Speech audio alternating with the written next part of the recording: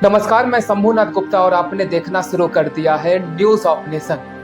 जैसा कि आप जानते हैं, आज का पूरा माह महादेव को समर्पित है। ऐसा माना जाता है जब सावन का महीना आता है तो शिव के भक्त कांवड़ यात्रा पर निकल जाते हैं। लेकिन आज हमारे साथ खास मेहमान प्रवक्ता उदयवान सर हमारे साथ मौजूद हैं। आज कांवड़ यात्रा को लेकर खास मुलाकात होगी और कांवड़ यात्रा पर विशेष चर्चा होगी। सर, आपका मैं बहुत बहुत स्वागत करता हूं न्यूज ऑफ नेशन में। जय शिव शंकर। सर, कांवड़ यात्रा का अर्थ क्या है? हमारी बस्ती की जनता और पूरे देश के वासी आपसे जानना चाहेंगे, क्या कहना चाहेंगे? कांवड़ यात्रा का अर्थ क्या है? देखिए, कांवड़ यात्रा दो शब्दों से बना हुआ है, कांवड़ प्लस यात्रा जी। कांवड़ जो शब्द है वो कंधे से लिया गया जी। जब व्यक्ति अपने कंधे पे जिम्मेदारियों का वहन करता है और उन जिम्मेदारियों को कठिनाई पूर्वक लेकर के अपनी जीवन यात्रा प्रारंभ करता है तो वह कांवड़ यात्रा कहलाता है। भगवान शिव से जुड़ा हुआ यह यात्रा है। ये विदित करता है शिव कल्याणकारी है। इस यात्रा में भगवान समाज के कल्याण की दृष्टि से, समाज की कल्याण को दृष्टि में रखते हुए व्यक्ति को चाहिए, और ऐसा भक्तजन करते हैं कि भगवान शिव को विभिन्न भारत की पवित्र नदियों से, विभिन्न शिवालयों में और 12 जो ज्योतिर्लिंग हैं वहाँ शिव भक्त जलाभिषेक ले जाकर के करते हैं। कांवड़ यात्रा कब और कैसे शुरुआत हुई, मैं जानना चाहूंगा। कांवड़ यात्रा का पौराणिक महत्व है। अगर ऐतिहासिक दृष्टि से देखा जाए तो कई बातें कांवड़ यात्रा के विषय में आती हैं। उसमें 2-3 प्रमुख बातें हैं। जैसे ऐसा माना जाता है कि भगवान परशुराम सर्वप्रथम गढ़मुक्तेश्वर में जलाभिषेक किए थे, तब से ये परंपरा चली आ रही। दूसरी मान्यता मर्यादा पुरुषोत्तम भगवान श्री राम को लेकर के है। ऐसा माना जाता है कि मर्यादा पुरुषोत्तम भगवान श्री राम भ्राता लक्ष्मण के साथ सर्वप्रथम बाबा बैजनाथ धाम में यात्रा करके गए और जलाभिषेक किए। तब से भी इस मान्यता को जोड़ा जाता है। कुछ इसी प्रकार की मान्यताएं हैं जिसको लेकर के समाज में चलन चला आ रहा है, और तब से लेकर के अब तक यह यात्रा वर्तमान समय में अपना विशाल रूप धारण कर रही है। इस यात्रा का लाभ क्या है सर? अगर लाभ की दृष्टि से देखा जाए तो वैसे यात्राएं भारत और भारतीय संस्कृति में बहुत हैं। यात्रा का विशेष महत्व होता है। व्यक्ति के जीवन में परिवर्तन का कारक होता है यात्रा। और रही बात कांवड़ यात्रा की, और इस प्रकार की कांवड़ यात्राओं से क्या लाभ होता है, तो इसके बहुत सारे लाभ हैं। लेकिन जो मुझे लगता है इस प्रकार की कांवड़ यात्रा से सनातन संस्कृति में एक विशेष महत्व है, एक विशेष सामाजिक लाभ। सर, आपने सामाजिक लाभ के बारे में जिक्र किया। किस तरीके का सामाजिक लाभ कांवड़ यात्रा में है? देखिए, धर्म, संस्कृति और समाज एक दूसरे से गुथे हुए होते हैं। जी। कांवड़ यात्रा का क्या लाभ है और किस तरीके का लाभ है, हमारी बस्ती की जनता जानना चाहेगी आपसे। कांवड़ यात्रा एक आस्थापरक यात्रा है। जी। आस्था और विश्वास ही सृष्टि के सृजन का आधार है। लेकिन ध्यान रखना है, आस्था अंधी नहीं होनी चाहिए। आस्था पे तर्क की कसौटी, अरे विवेक का कसौटी जरूर होना चाहिए। और आस्था पे अगर विवेक का अंकुश है तो निश्चित रूप से केवल और केवल लाभ है। अगर मेरे दृष्टि में देखा जाए तो बहुत सारे लाभों को मैं न गिना करके केवल इसका एक लाभ मेरे दृष्टि में अगर देखा जाए तो वो ये है कि इसका एक सामाजिक बहुत बड़ा लाभ है।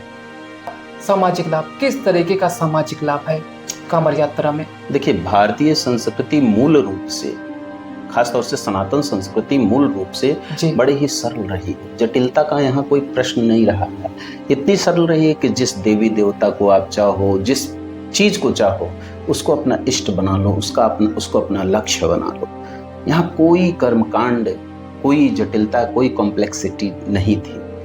लेकिन बीच में भारतीय संस्कृति में कर्म कांड के माध्यम से और विभिन्न औपचारिकताओं के माध्यम से, विभिन्न रीतियों नीतियों के माध्यम से बड़ी जटिलताएं समाविष्ट हो गई हैं। इन जटिलताओं के कारण समाज का और ये जटिलताएं कुछ ऐसी थी जिससे समाज का एक बहुत बड़ा वर्ग सनातन संस्कृति अर्थात सनातन धर्म के कार्य व्यवहार को अपनाने से वंचित हो गया। और जो धार्मिक क्रियाकलाप थे वह कुछ खास वर्गों, खासतौर से जो संपन्न वर्ग हैं उनके प्रैक्टिस का विषय हो गया, उनके अभ्यास का विषय हो गया। समाज के कुछ लोग इस प्रकार के प्रैक्टिस से, इस प्रकार के अभ्यास से वंचित हो गए, जिसकी वजह से, और जब आपको मालूम होना चाहिए कि धर्म एक ऐसा विषय है जो व्यक्ति को अस्मिता से जोड़ता है, उसके गौरव से जोड़ता है, उसके मान से जोड़ता है। जैसे जाति की एक अपनी अस्मिता होती है, क्षेत्र का एक अपना अस्मिता होता है, व्यक्ति के पहचान की एक अपनी अस्मिता होती है, उसी प्रकार से धार्मिक रीतियों, नीतियों, कर्मकांडों को अपनाने से उसकी अस्मिता, उसका गौरव जगता है। और जब कोई समाज, कोई व्यक्ति इस गौरव से वंचित होने लगता है तो वह इधर उधर तलाशने लगता है कि अब हम कहां चलें। हमको मालूम है कि जब एक बार कोई व्यक्ति सनातन संस्कृति को अपना चुका होता है और उसी संस्कृति में उसको वो दर्जा प्राप्त नहीं होता है, तो ऐसी स्थिति में वो दूसरी संस्कृति को नहीं अपना सकता, या ये कह सकते हैं गैर सनातनी परंपराओं को नहीं अपना सकता, उसको कठिनाई होती है। और इधर आप तमाम कर्मकांडों के माध्यम से, तमाम जटिलताओं के माध्यम से अपनी संस्कृति को आप बांध दिए हो, तो ऐसे लोग कहां जाएं?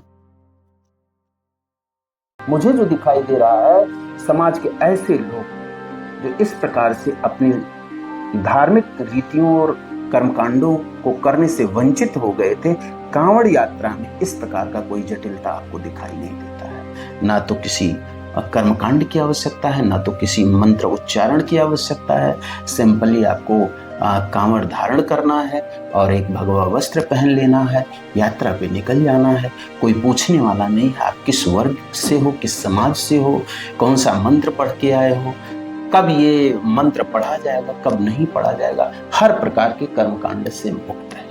केवल इसमें भगवान शिव के प्रति आपके अंदर आस्था होनी चाहिए। ऐसे लोग जिनके लिए कर्मकांड एक बाधा था, महंगे धार्मिक आयोजन करना एक समस्या थी, ऐसे लोगों के लिए कांवड़ यात्रा एक सरल मार्ग है, सुलभ मार्ग है। वो अपनी आस्था को भी निवेदित करते हैं और अपने आप को हिंदू धर्म में रहने का गौरव भी प्रतिस्थापित करते हैं कि हम हिंदू हैं। इस दृष्टि से अगर मैं देखता हूं तो समाज का एक बहुत बड़ा वर्ग हिंदू धर्म से जुड़ता है, और ये मेरे दृष्टि में बहुत बड़ी परिलब्धि, बहुत बड़ा लाभ है। लेकिन इसी यात्रा में आप कुछ कुरीतियां भी आप पाएंगे। उन कुरीतियों की वजह से ये यात्राएं बदनाम भी हो गई। कांवड़ यात्रा के दौरान कुछ कुरीतियां भी हैं। किस तरीके की कुरीतियां हैं और इसे कैसे मिटाया जा सकता है? देखिए, अगर मेरी दृष्टि में देखा जाए, और मुझे लगता है समाज भी इस चीज को देख रहा होगा, मैं उसी बात को यहाँ स्पष्ट करने की कोशिश कर रहा हूँ। इसमें 3 मुख्य कुरीतियां हमको दिखाई दे रही हैं। जैसे सर? पहला है नशाखोरी, दूसरा है नाच गान के गलत स्वरूप, और तीसरा है भीड़ तंत्रात्मक दोष। नशा तो महादेव ने भी किया था जी। यही तो, इसी कुरीतियों के बारे में मैं बता रहा हूँ। मैं उसी बात को जिक्र कर रहा हूँ, उसी बात को स्पष्ट करने की कोशिश कर रहा हूँ। देखिए, नशा महादेव कभी नहीं किए थे, ये गलत है। हम लेते हैं, जब महादेव के, भगवान शिव के नशे की बात लेते हैं, जब समुद्र मंथन हो रहा था उस समय विष निकला, और जब विष निकला तो कोई उस विषपान को करने के लिए तैयार नहीं था। अगर वो विषपान नहीं किया गया होता तो ऐसी मान्यता है कि समाज में बहुत बड़ी बड़ा क्षति होता और समाज समाप्त हो जाता। भगवान भोलेनाथ उस विष का पान कर गए और अपने कंठ में रोक लिए, इसीलिए उनको विषपाई कहा जाता है, इसका पान करने वाला कहा जाता है। क्या हम लोगों में ऐसी शक्ति है कि हम ऐसे विषपान को कर लें और अपने कंठ में रोक लें? तो भगवान विषपान किए थे तो कीजिए विषपान। तो हम उसको आधार बना करके उस आधार पे नशेड़ी न बने। भगवान का गलत स्वरूप बीच में भारतीय संस्कृति के खिलाफ षड्यंत्र करने वालों ने, भगवान शंकर ही नहीं, जितने भी देवी देवता, स्थापित देवी देवता हैं, सबके खिलाफ षड्यंत्र किया गया और उनको गलत ढंग से पेश किया गया, और हम लोग भी उसी का अनुसरण करते जा रहे हैं। तो ये हम कतई नहीं कह सकते हैं कि भगवान शंकर जो है नशाखोर थे, नशेड़ी थे। हमको इससे परहेज करना चाहिए, इससे हमारी संस्कृति टूट रही है और उसी का अनुसरण करके लोग गलत रास्ते पे जा रहे हैं।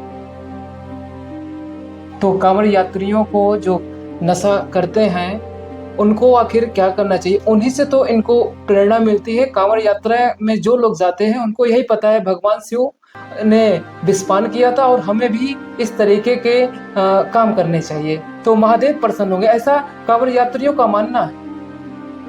आपकी बात सही है। अगर किसी को विषपान करने का शौक है तो समाज में बहुत सारे विष फैले हुए हैं, उन विष को समेटिए, पी जाइए, जो समाज के लिए क्षतिकारी हैं, हानिकारी हैं, समाज को तोड़ने वाले हैं, समाज को विभाजित करने वाले हैं। क्यों नहीं ऐसे विषयों का हम पान कर रहे हैं? तमाम तरह की अशिक्षा है, बेरोजगारी है, समस्याएं हैं, समाज में विघटन है, संस्कार विहीन समाज होता जा रहा है। ऐसे विषयों का हम पान करें जिससे समाज का सृजन हो, समाज का निर्माण हो, तब हम भगवान भोले के असली भक्त होंगे। शिव का तात्पर्य ही होता है कल्याणकारी। वो सारे काम हमको करना है जिससे कल्याण हो समाज में। आपने नृत्य पर भी सवाल उठाया कि आजकल लोग कांवड़ यात्रा के दौरान गलत स्वरूप से नृत्य करते हैं, स्वरूप देते हैं, लेकिन सवाल ये है भगवान शिव ने भी नृत्य किया था उस समय, लेकिन आप उसको गलत स्वरूप बता रहे हैं। देखिए, नृत्य जो है सृष्टि का एक बहुत बड़ा कला है जी, और नृत्य स्वयं के अंदर होना चाहिए। भगवान शंकर जब नृत्य करते थे तो मन को मुदित करने के लिए नृत्य करते थे। भोंडा नृत्य किसी भी रूप में गलत है। आप डीजे ले लीजिए, 10 सैकड़ों लोग उस डीजे के आवाज से परेशान हैं, आप नाच रहे हो और उल्टे सीधे ढंग से नाच रहे हो, उल्टे सीधे गाने पे नाच रहे हो, ये गलत है। आप बताइए, ऐसे ऐसे गाने भगवान शिव, भगवान पार्वती, सती पार्वती जी और भगवान गणेश पे बने हुए हैं कि कान में पड़ना भी नहीं चाहिए, और उसी पे लोग नृत्य कर रहे हैं। कौन कर रहा है? हमको समझना पड़ेगा, इस विमर्श को बदलना पड़ेगा कि नृत्य के नाम पर समाज को गलत चीज न परोसा जाए। इन कुरीतियों को कैसे खत्म किया जाए सर? बस क्या करना पड़ेगा? इन कुरीतियों को समाप्त करने का यही सबसे अच्छा तरीका है कि आप किसी न किसी रूप में समाज को जागृत कीजिए। हम कांवड़ यात्रा और कांवड़ यात्रा के माध्यम से या भगवान शिव की पूजा के माध्यम से निगेटिविटी समाज में जो है उसको तो महिमा मंडित करते हैं, लेकिन उस नकारात्मकता को, उस निगेटिविटी को कैसे खत्म किया जाए, इस पे कभी चिंतन मंथन नहीं करते। हमारी आवश्यकता है हम आप सब लोग मिल करके, समाज के ऐसे लोग मिल करके इस समस्या का समाधान कर सकते हैं। सर, आपका भी दायित्व है, आप प्रचार कीजिए, ऐसे लोगों का इंटरव्यू लीजिए, ऐसे लोगों से आप टिप्स पूछिए जो आपको बताएं और उसको आप जो है समाज में सर्कुलेट कीजिए कि कैसे इस कुरीतियों से लड़ा जा सकता है। देखिए, जो भी कुरीति होती है, जब व्यक्ति उसको सही मान लेता है तभी उस गलत कृत्य को करता है। गलत मान करके कोई गलत नहीं करता है। अब हमारा कर्तव्य है, समाज के बौद्धिक वर्ग का कर्तव्य है, तथाकथित या समाज सनातन संस्कृति के जो पुरोधा है उनको चाहिए इस पे कुछ या संगठनात्मक स्वरूप कोई अपना करके इन कुरीतियों पे प्रहार किया जाए। सर, आप शिव महिमा का महिमा कर रहे हैं, मैं आपसे ये जानना चाहूंगा, आखिर शिव कौन है और क्या है शिव, और कैसे महसूस किया जाए उस शिव को? शिव एक सोच है, एक धारणा है। शिव मीन्स कल्याण होता है। जब व्यक्ति के अंदर कल्याणकारी सोच उपज जाती है, वही शिव हो जाता है। उस शिव तत्व को प्राप्त करना इस सावन महीने में साधना करना है। जब आप श्रावण महीने में साधना करते हैं तो उसका एकमात्र उद्देश्य होता है कि एक महीना हम उस शिवत्व को प्राप्त करेंगे और हम उस भाव में रहेंगे, शिवोहम, कि शिव मेरे अंदर है, मैं खुद शिव हूं। और जिस दिन आपके अंदर ये भाव आ गया तो उस दिन आप शिव की पूजा करना आपका सार्थक हो गया। कांवड़ यात्रा भी इसी से जुड़ा हुआ है जी, लेकिन उसकी कुछ मैं कांवड़ यात्रा का विरोध नहीं कर रहा हूं। मैं तो इस मामले में मान ही रहा हूं कि जिनको सनातन संस्कृति का काखा गागा नहीं आ रहा था, सनातन धर्म का काखा गागा नहीं आ रहा है, कम से कम उनको भी अवसर मिल रहा है। महादेव आस्था का विषय है, कल्याणकारी हैं, लोगों की विनती और प्रार्थना को सुनते हैं, शरणागत की रक्षा करने वाले हैं। लेकिन यह पूरी सृष्टि महादेव को संहारकर्ता के नाम से जानती है कि जब जब इस सृष्टि को संहार करना होगा तब तब महादेव ही इस सृष्टि को संहार करेंगे। लेकिन आप कल्याणकारी बता रहे हैं, आखिर कैसे? मैं नहीं समझ पा रहा हूँ। देखिए, संहार और सृजन जी, एक ही सिक्के के दो पहलू हैं। बिना संहार के सृजन नहीं होता और सृजन अगर है तो संहार भी होना अनिवार्य है। अवांछनीयताएं जी, जो समाज में, जो आवश्यक चीजें नहीं है, जिनकी आवश्यकता नहीं है, ऐसी चीजों के संहार करने की आवश्यकता। हम गलत धारणा से जोड़ दिए, हम गलत सोच संहार से जोड़ दिए। संहार का मतलब ये कतई नहीं है कि जो आवश्यक है उसका भी संहार कर दें, जो आवश्यक नहीं है उसका संहार करते हैं भगवान शिव। अभी पहले ही मैं आपको बताया जी, कि समुद्र मंथन में बहुत अच्छी चीजें निकले, उसको नहीं खत्म किया, लेकिन जो विष निकला उसको खत्म किया। ये सोच हमें भगवान शिव से मिलती है। हर व्यक्ति के अंदर ये होना चाहिए कि अवांछनीयताओं का हम संहार करें, और जब अवांछनीयताएं जो समाज के लिए आवश्यक नहीं है उनका संहार हो जाएगा तो अपने आप वांछनीय चीजें, जो आवश्यक चीजें, उनका सृजन हो जाएगा और तभी शिवत्व हमारे अंदर पैदा होगा। लेकिन क्या सर सिर्फ महादेव सावन मास में ही भक्तों पर अपनी कृपा बरसाते हैं और माह में नहीं? ये बहुत बढ़िया प्रश्न आपका है। ये प्रश्न कि सावन महीने में ही भक्ति की जानी चाहिए और मंगलवार को नॉनवेज नहीं खाना चाहिए या सावन महीने में नहीं खाना चाहिए, एक परसेप्शन चल रहा है, एक धारणा चल रहा है। ये रीतियां हैं, लोगों की किंवदंतियां हैं, ऐसा कुछ नहीं है। हर माह, हर दिन, हर क्षण भगवान का है और पवित्र और पुनीत है और हम इंसानों के लिए इम्पोर्टेंट है। लेकिन हम मानो समझ क्यों नहीं पा रहे हैं? लेकिन हम ये मानते हैं कि अगर कोई एक, मान लीजिए कहीं पूरा का पूरा विष घुला हुआ है समाज में जी, चारों तरफ से लोग खाने पीने उल्टा सीधा करने वालों का हाहाकार बोलबाला है, ऐसे में अगर कोई व्यक्ति कहता है मैं मंगलवार को नहीं खाऊंगा तो मैं उसको अच्छा मानता हूं। अगर कोई कहता है नहीं मैं सावन महीने में नहीं खाऊंगा तो उसको अच्छा माना जाना चाहिए। कम से कम वो प्रारंभ तो किया, आगे वो सीख जाएगा। सावन महीना ही नहीं, 12 महीना भगवान का है, भगवान शिव का है। अपनी कांवड़ यात्रा के दौरान भीड़ तंत्र का जिक्र किया, आखिर इसका आपने जिक्र क्यों किया? देखिए, ऐसा देखा जाता है जब व्यक्ति समूह में होता है तो स्वयं के स्वरूप को भूल जाता है। अब चूंकि जो कांवड़ यात्रा वर्तमान में चल रहा है ये भीड़ में हो रहा है और ऐसी दशा में बहुत सारे लोग जिस सोच को लेकर के जाना चाहिए उस सोच को तो नहीं ले जाते हैं, और लेकर के भी जाते हैं तो कभी कभी भीड़ में विवेक का अंकुश समाप्त हो जाता है। तो यदा कदा आप देख रहे होंगे कहीं कहीं कुछ ऐसी छोटी मोटी घटनाएं आ जाती हैं जो समाज को आहत करती हैं, तोड़ फोड़ और तमाम सारी चीजें।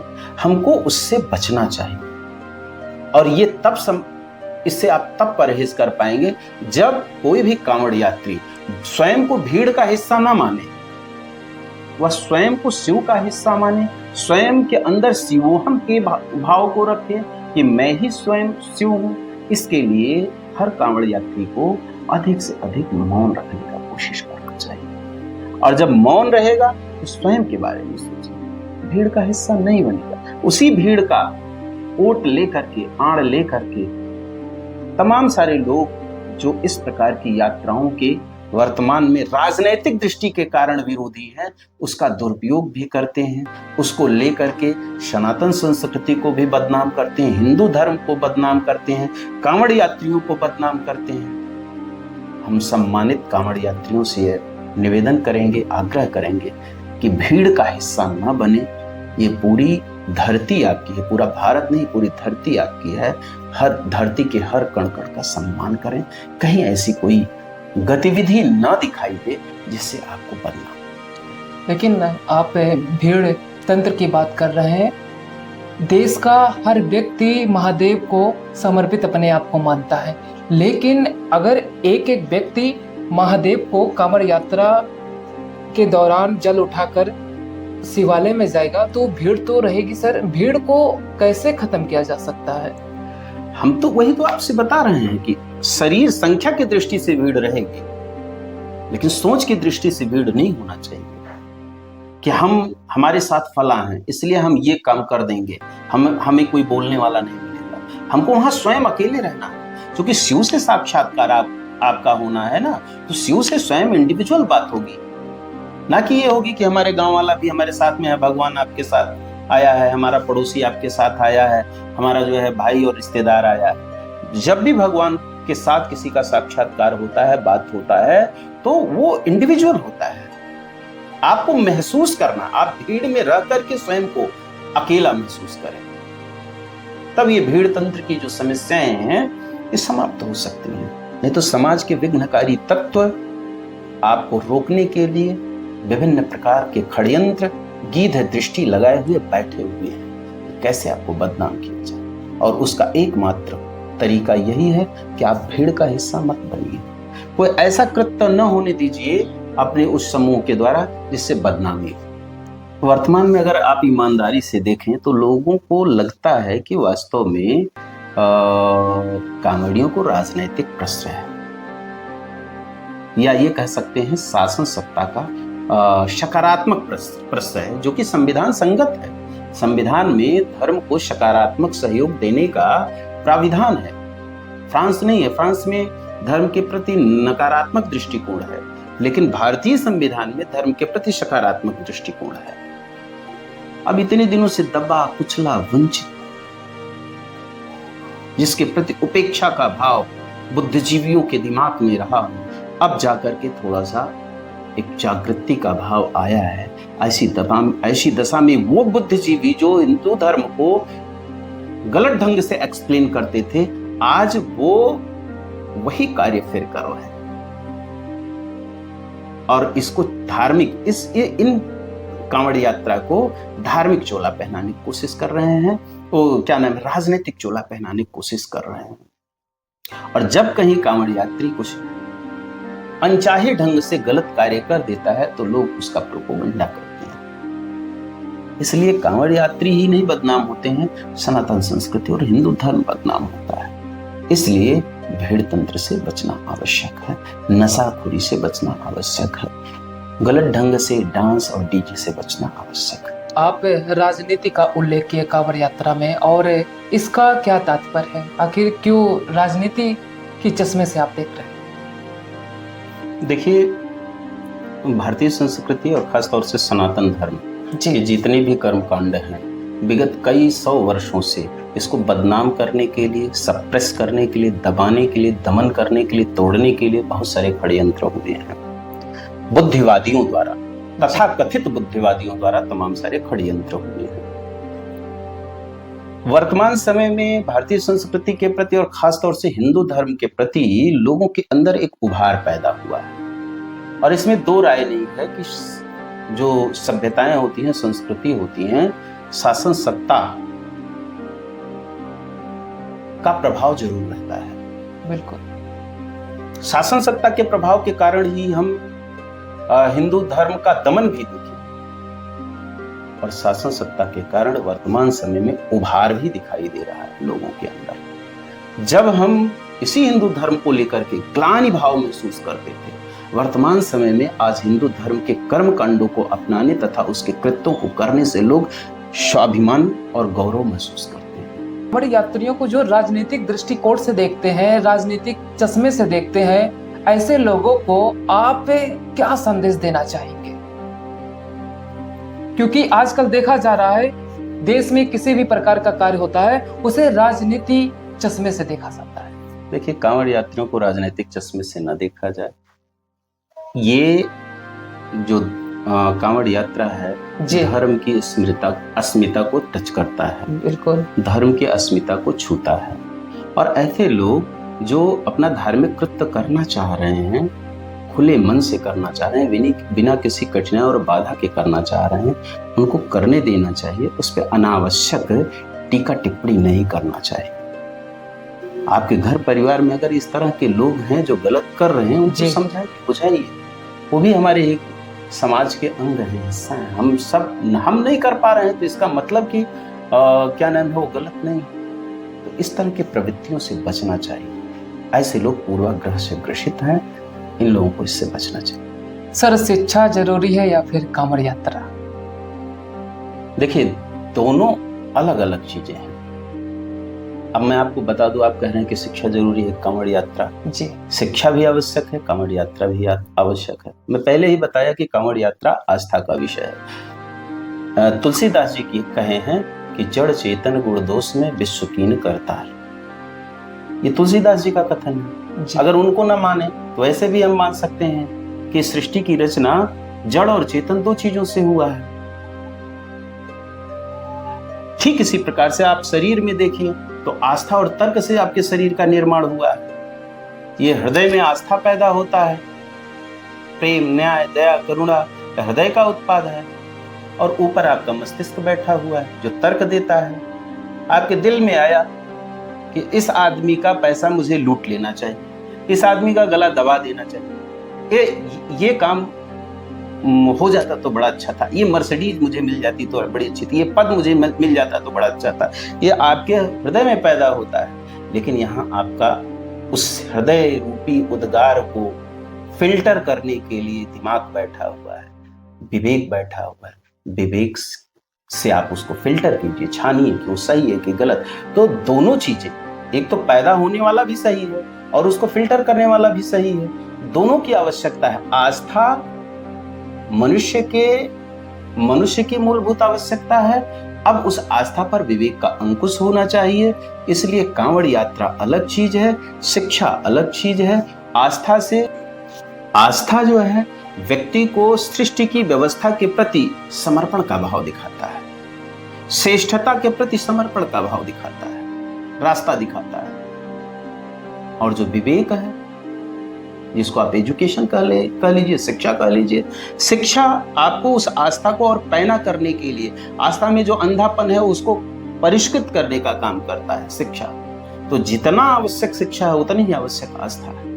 अब कुछ लोग इसमें कह देते हैं कि बच्चे को, छोटे छोटे बच्चों को कांवड़ में भेज रहे हैं, पढ़ाई नहीं करवा रहे हैं। अरे भैया मेरे, कांवड़ यात्रा 2 दिनों की होती है। उपासना 5 मिनट का होता है, पूजा 5 मिनट का सुबह होता है।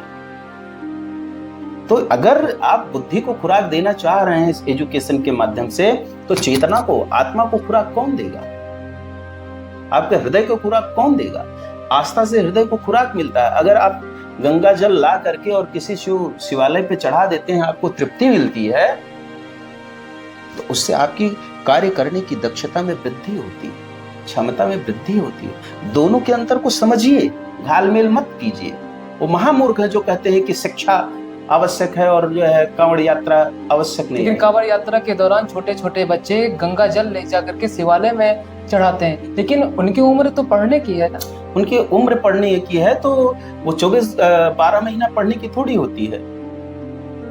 नहीं सर, हर चीज का समय होता है। बिल्कुल समय होता है, मैं आपकी इस बात को मान रहा हूँ कि समय होता है, उनको पढ़ना चाहिए। वो पढ़े ना शेष महीने, शेष दिनों तक वो पढ़ाई करें, उस पे फोकस कीजिए।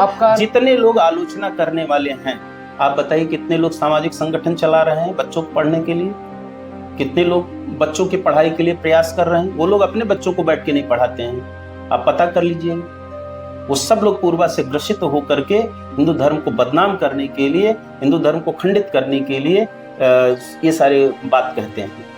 मैं कतई नहीं मानता कि कांवड़ यात्रा बहुत जरूरी है जी, और शिक्षा नहीं जरूरी है, लेकिन ये जरूर मानता हूं अगर शिक्षा आवश्यक है तो कांवड़ यात्रा अर्थात आस्था को भी निवेदित करना अनिवार्य है, क्योंकि शरीर की रचना ही आस्था और विवेक से हुआ है। आप कहां इसको लेकर के जाएंगे?